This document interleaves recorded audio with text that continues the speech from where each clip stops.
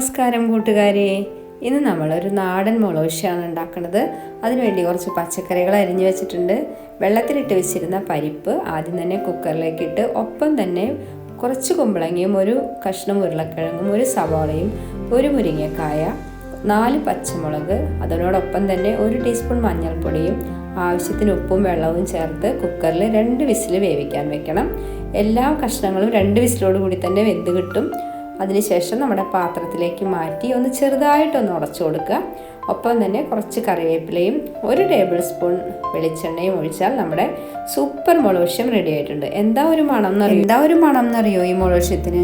ഇത് നമ്മുടെ ചോറിൻ്റെ കൂടെ ചൂടോടുകൂടി ഒഴിച്ച്, ഒപ്പം കുറച്ച് അച്ചാറും, ഇതൊരു നാരങ്ങ അച്ചാറാണ്, അതുപോലെ പപ്പടം കാച്ചിയതും ഒരു മുളക് വറുത്തതും കൂടി ഉണ്ടെങ്കിൽ ഇന്നത്തെ ഊണ് ഒരു സൂപ്പർ ഊണാണ്. അടിപൊളി മുളകുശയാണ്. ഇതെല്ലാവരും ഒന്ന് ഉണ്ടാക്കി നോക്കിയിട്ട് അഭിപ്രായം പറയണം. താങ്ക്